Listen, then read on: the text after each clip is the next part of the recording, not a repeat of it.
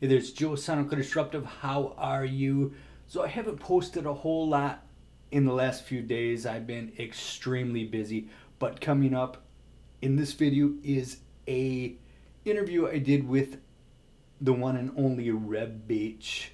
This I think was last month already, and I just never got around to editing it and putting it up because the interview turns into just a couple guys just talking and we're walking all over each other. So that doesn't make for a great interview, and half the questions I had just got thrown out the window because we just got chatting.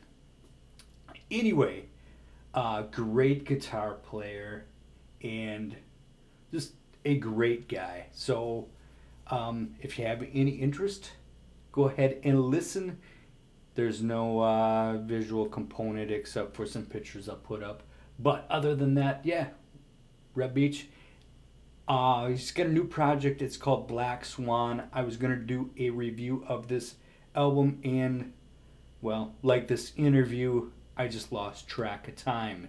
Anyway, Black Swan is a record. I think a lot of people who are watching this channel right now are into the heavier stuff.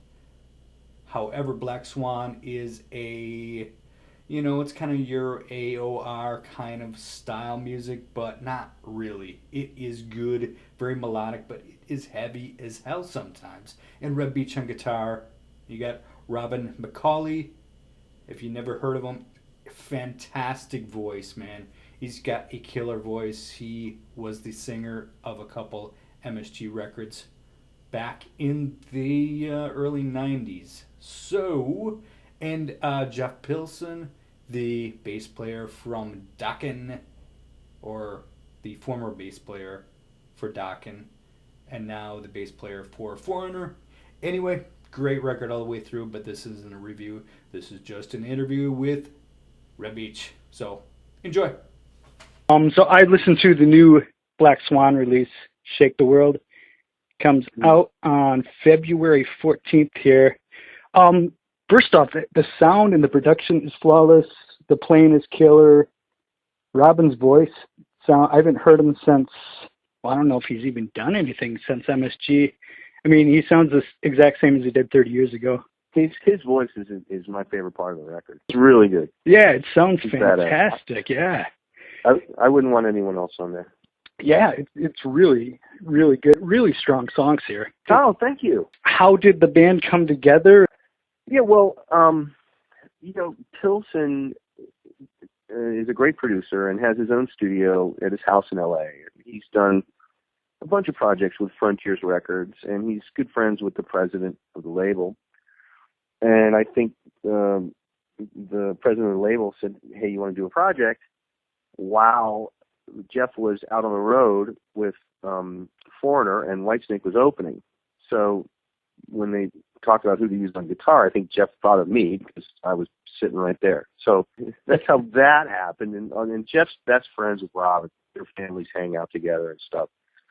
So it all just kind of made sense. And, they wanted all guys that know each other and that are friends. And so there's not any weirdness, Yeah, because you worked with Jeff in Dokken, right?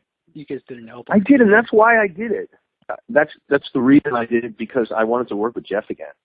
Yeah, it went so well doing a Racist Slate. I mean, we wrote that together, and I knew that he and I could do something well. And I had all these guitar riffs. They were just sitting in my hard drive. Some of them are 20 years old, but there's some stuff there that would never see the light of day. And it's funny, when I got there, Jeff said, now you're writing this record. And I said, what? He said, yes, you're the writer. I'm like, oh, okay, all right. And so we did it the way that we did a Racist Slate. Is that, we start with my guitar riff, and then Jeff's an amazing arranger, and he came up with parts to kind of glue the whole thing together, Yeah. And so it went really quickly. We wrote the whole thing in 2 weeks. Cool. But not the lyrics. Robin wrote the lyrics. Okay. Is that how you prefer to work? Same way I do it with Kip, with Winger. We do the drums last with Winger. Yeah, I mean, you get two guys. If you get five guys in there, then it's freaking too many chiefs and not enough Indians. It's good to just go one-on-one with another guy who doesn't think the same way that you do. Johnny Comes Marching. That really could have been a Winger song. I don't know. I love that's yeah. I love that song. Probably one of my favorites. But I mean, they're all killer. Shake the World. There's a very Dio-esque feel to that. It's totally Dio-y. And yeah, totally. I think the reason it sounds like Dio is because of the vocal melody that's on there. Right. Yeah. And the light. You know, yeah. That thing that echoes out. Yeah, it's totally Dio. And when we did it, it was like, it's pretty Dio-like, but I was like, well, I love it. What's wrong with that? I love Dio. Sounds great. It rocks that way. It rocks better that way than any other way, so let's do it that way. Any chance of you guys getting together and doing any shows with this, or is this just a one-off? Well, that's the thing. You know, they put these things together, and they either fly or they don't fly. So we'll see how it does. Well, then I'm sure there'll be demand for us to play live. You know, and if it bombs, then that's the end of it. You know, if it doesn't, right? If it does well, we're under contract to the best of our ability, get together and tour something, and I'm sure they'll want us for the Frontiers Festival, which I'm hoping we would only do one show, because I would hate to have to learn all those songs for one show. Yeah, but you know, with Jeff's incredible schedule. I mean, he works twice as much as I do. Yeah, they're out. All the Foreigner seems to be out on the road, like, 11 months out of the year. All the time. Yeah. Yeah. So, you know, we'll see. We'll see how it does. If it does well, we'll do another record. Do you have anything with Whitesnake coming up, or are you all clear from that? Oh, hell yeah. Oh, my God. Okay. All year. All year? Guys, okay. Solid. Yeah, book solid. Start with, I'm writing New Winger with Kip on Sunday for a week. We already wrote 3 songs for that the last time we did together, and so I have April off, so we're going to write more Winger in April and do some Winger gigs in April. Great. Yeah, and then we're doing the rock cruise with Winger, and Kip wants to do all these new songs. We've been playing the same damn songs forever, and so you know, Kip smartly wants to just do all new, more interesting stuff. So I've been sitting here learning all the new Winger stuff we're going to do, and it's the first time really I've had to learn a bunch of Whitesnake stuff and learn a bunch of Winger stuff at the same time. It's also freaking similar that I end up playing Winger riffs in Whitesnake songs and vice versa. You know, every rock song is either in E or A. Yeah, and there's only so many riffs that you can use to link those two chords together. Right. So the riffs, the 80s rock riffs are so freaking similar that it becomes very confusing when you're doing 40 songs.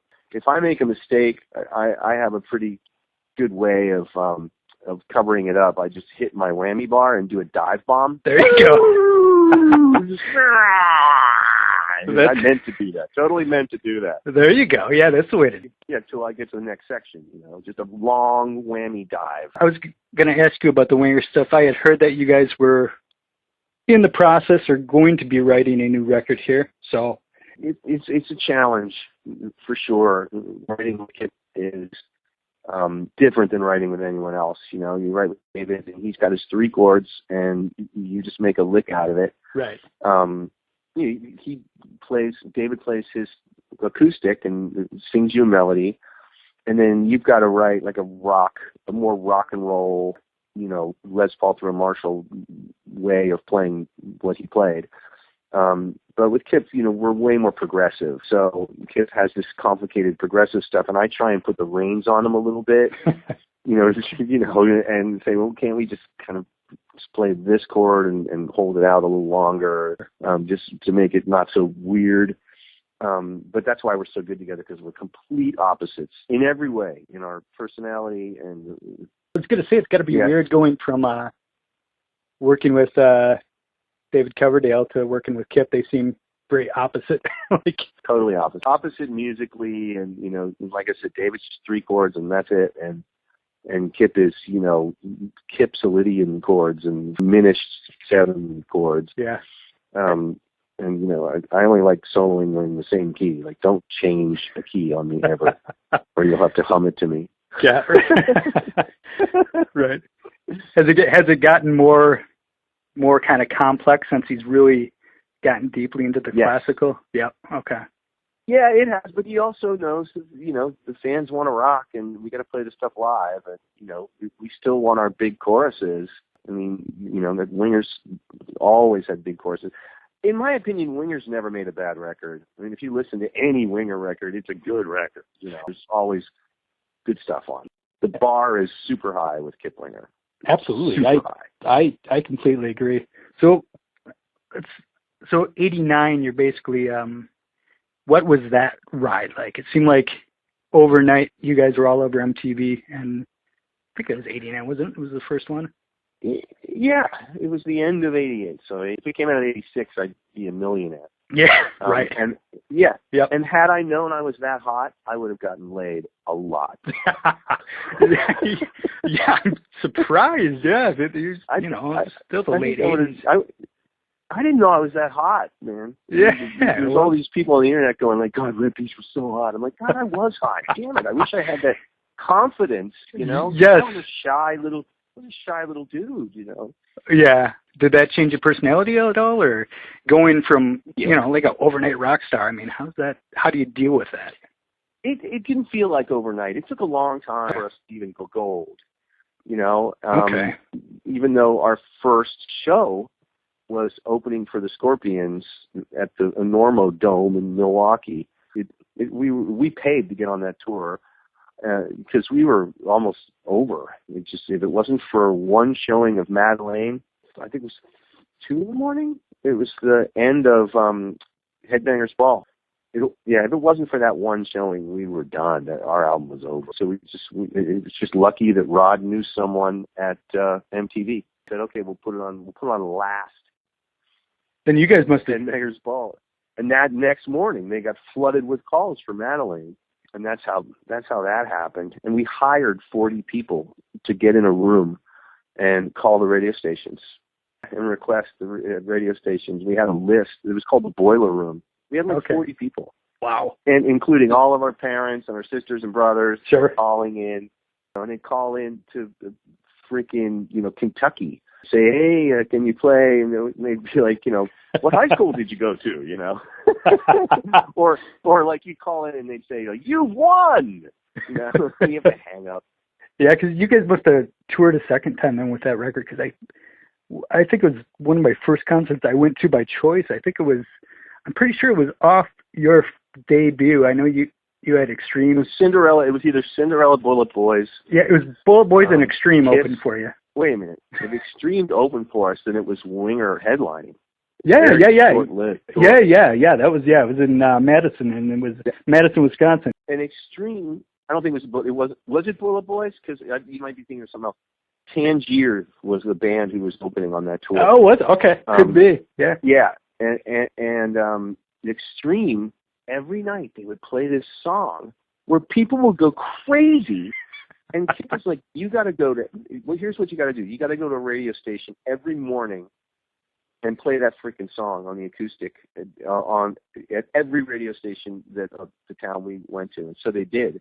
Yeah. And the second I heard it, I'm like, that's a number one song. And man, it sure was a number one song. That More Than Words? So great.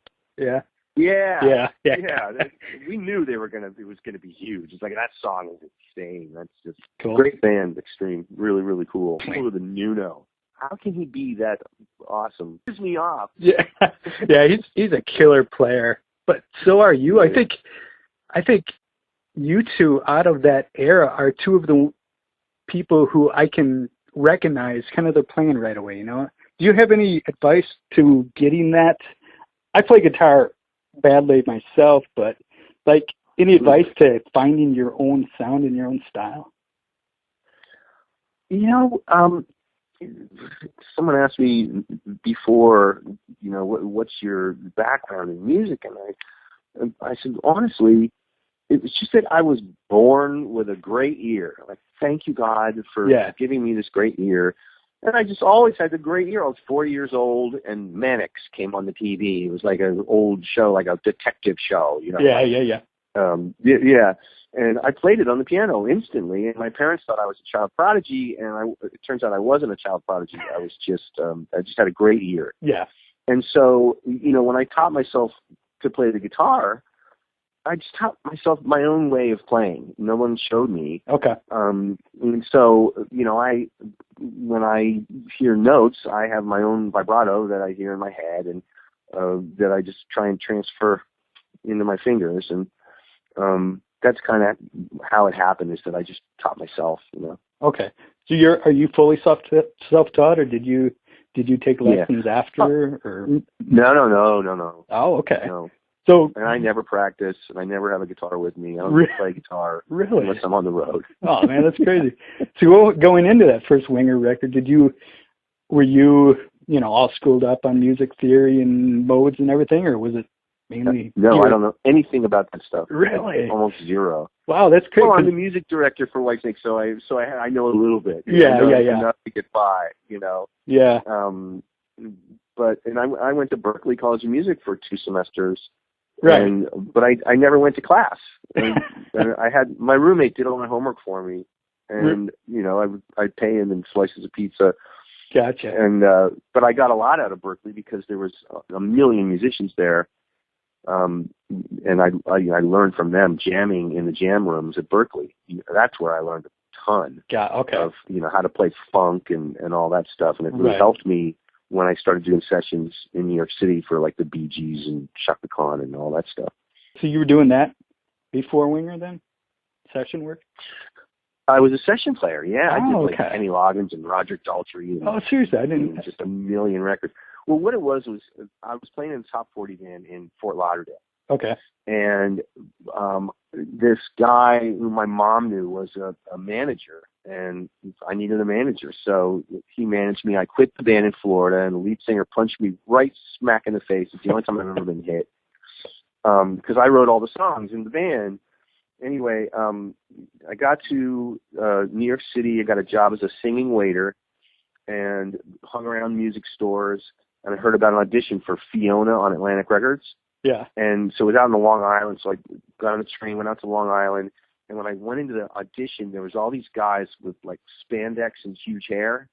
Total, like they were dressed like they were going on stage. Right. With Poison. Yeah. And so I walked in, it was my turn, and I walked in, and I was wearing exactly what I'm wearing now, a hoodie and jeans and a T-shirt. Sure. That's what I've worn my whole life. Yeah.